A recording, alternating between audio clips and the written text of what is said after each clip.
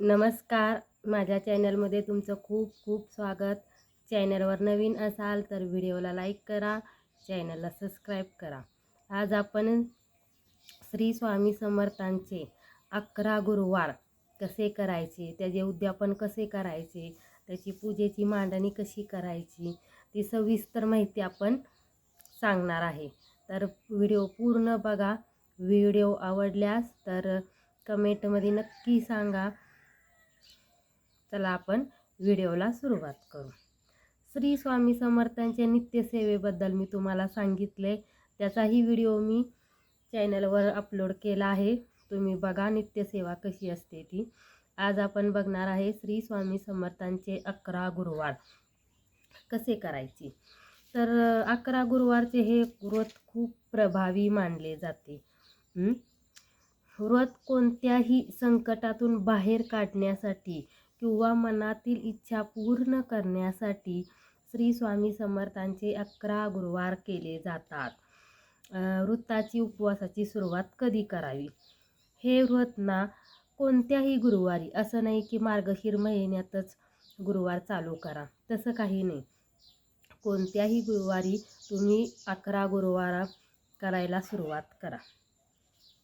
पूजेची मांडणी कशी करावी, विधी कसा करावा, खूप काही प्रश्न पडलेले असतात. तर आपण बघू.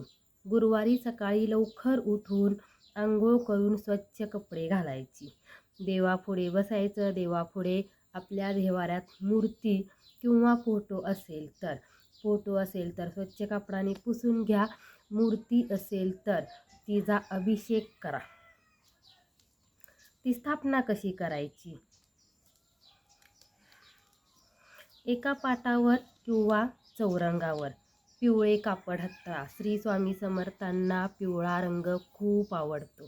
माहिती असू द्या, श्री स्वामी समर्थांना पिवळा रंग खूप आवडतो. त्या चौरंगावर किंवा पाटावर पिवळे कापड हत्रा. स्वामींचा फोटो असेल तर फोटो ठेवा, मूर्ती असेल तर मूर्ती ठेवा. मूर्तीला किंवा फोटोला चंदनाचा टिळा लावा. तर आता मूर्ती असेल तर कशी स्थापना करायची मूर्तीची? मूर्तीचा अभिषेक करा.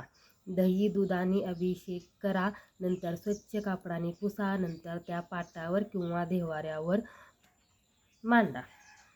नंतर त्याला चंदनाचा टिळा लावून पिवळे फूल स्वामी समर्थाच्या फोटोला किंवा मूर्तीला वाहा. त्याच्यानंतर आता पूजेची मांडणी आपण कशी करायची ते बघू.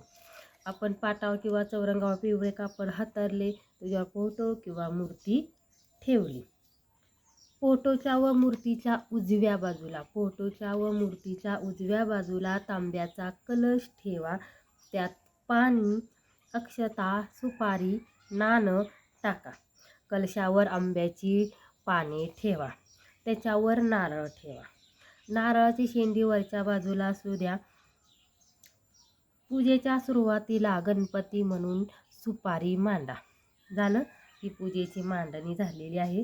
तर आता आपण 11 गुरुवार करतोय म्हणून आपण एखादी इच्छा मनात असेल तर 11 गुरुवार करणार. तर ती काय इच्छा करताना काय संकल्प करायचा स्वामींना ते आपण बघू. 11 गुरुवार करत असताना संकल्प करावा. हातात पाणी घ्यायचं, अक्षता घ्यायच्या. पाणी अक्षता घ्यायचं आणि मी माझ्या ह्या कामासाठी, कोण नोकरीसाठी करतं, कोण शिक्षणासाठी करतं, कोण मुलांसाठी करतं, कोण आरोग्यासाठी करतं, कोण नवऱ्यासाठी करतं, कोण व्यसन सोडायसाठी करतं. बरेच त्यात उदाहरणं आहेत. तुमची काय इच्छा असेल ती. मी ह्या कामासाठी व्रत करते, मनापासून संकल्प करा व ते पूर्ण होऊ दे म्हणून पाणी जमिनीवर सोडा. दिवसभर उपवास करा. श्री स्वामी समर्थांचा दिवसभर उपवास करा. श्री स्वामी समर्थांचा गुरुवार केले 11 तर सारामृत वाचावाच लागतो. स्वामी समर्थांचे 11 गुरुवार केले तर स्वामी समर्थांचा सारामृत वाचावंच लागतो. या पोथीचं दर गुरुवारी 1 ते 21 अध्याय वाचावे. वेळ असेल तर 21 अध्याय वाचायचे, म्हणजे अख्खी पोथी वाचायची. जर वेळ कमी असेल तर, उदाहरणार्थ जॉब करणारी स्त्री असेल किंवा जॉब करणारा पुरुष असेल, त्यांनी किमान 3 ते 11 वेळा 3 ते 11 वेळा वाचले तरी चालेल. पण पूर्ण वाचलं तर खूपच छान आहे. त्याच्यानंतर काय, तारक मंत्र. श्री स्वामी समर्थांचा तारक मंत्र मी नित्यसेवेमध्ये तुम्हाला सांगितलं आहे. दिवसातून 3 वेळा दिवसातून 3 वेळा दिवसातून 3 वेळा तारक मंत्र म्हणायचा. कोणता? श्री स्वामी समर्थ म्हणा. कोणतं? श्री स्वामी समर्थ म्हणा. नंतर मंत्र जप कसा करायचा? मंत्र जप कसा करायचा? श्री स्वामी समर्थ या मंत्राचा किमान 11 वेळा माळ जपा. श्री स्वामी समर्थांची माळ सगळ्यालाच माहीत असेल. श्री स्वामी समर्थांचे भक्त असतील तर त्यांना माळ माहिती असेल. माळेमध्ये 108 रुद्राक्ष मणी असतात. एक एक मणी सोडायचा आणि श्री स्वामी समर्थ श्री स्वामी समर्थ असं म्हणून 108 वेळा श्री स्वामी समर्थ म्हटलं की एकदा माळ पूर्ण होते. 108 वेळा मणी जपले की एकदा माळ पूर्ण होते. तसं 11 वेळा माळ जपा. श्री स्वामी समर्थांची 11 वेळा माळ जपा. जर वेळ नसेल तर 3 वेळा तर नक्कीच जपा. जर वेळ नसेल तर 3 वेळा नक्की जपा. तर श्री स्वामी समर्थांचं उपवास धरला तर त्याला काही नियम असतील ते आपण बघू. श्री स्वामी समर्थांचा उपवास धरला असेल, फळ आणि दुधावर उपवास धरा. फळ आणि दुधावर उपवास धरा. जर शक्य नसेल तर एखाद्या स्त्रीला किंवा पुरुषांना उपवास धरायची सवय नसते आणि उपवास धरला की काही जणांना पित्त पण होतं. जर तसं शक्य नसेल तर एक वेळ साधे जेवण करा. एक वेळ साधे जेवण करा. पण त्यामध्ये कांदा लसूण वापरू नका, खाऊ नका. कांदा लसूण वापरू नका आणि खाऊ नका.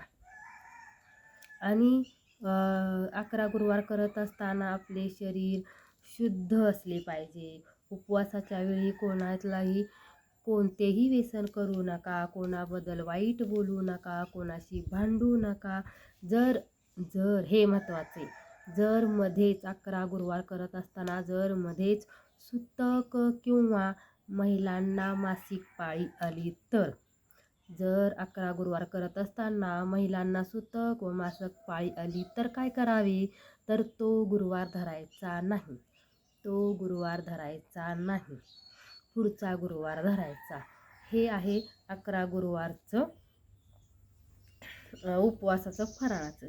11 गुरुवारचे उद्यापन कसे करणार तुम्ही? 11 गुरुवारचे उद्यापन तर असं करणार, बघू आपण. 5 किंवा 11 गरीब व्यक्तींना किंवा लहान मुलांना 5 किंवा 11 गरीब व्यक्तींना किंवा लहान मुलांना अन्नदान करा किंवा घरी सुवासिनींना पुरणपोळीचा स्वयंपाक करून जेवू घाला. स्वामींच्या मंदिरात जाऊन दर्शन घ्या आणि नैवेद्य म्हणून पुरणपोळी किंवा पेढा दाखवा. आणि जर तुम्हाला दान करायचं असेल तर श्री स्वामी समर्थांचा सारामृताचं पुस्तक, पोथी किंवा फोटो भेट म्हणून त्या आपण अन्नदान करणारे, ज्यांना सुवासिनींना जेवण देणारे त्या सुवासिनींना पोथीचं पुस्तक किंवा फोटो भेटवस्तू द्या. त्याच्यानंतर आरती करा. ही झाली श्री स्वामी समर्थांची 11 गुरुवाराची संपूर्ण माहिती. व्हिडिओ पूर्ण बघा, कमेंटमध्ये सांगा व्हिडिओ कसा वाटला. चला तर असंच रोज नवीन माहिती घेऊन येत आहे मी नंतर. तोपर्यंत बाय.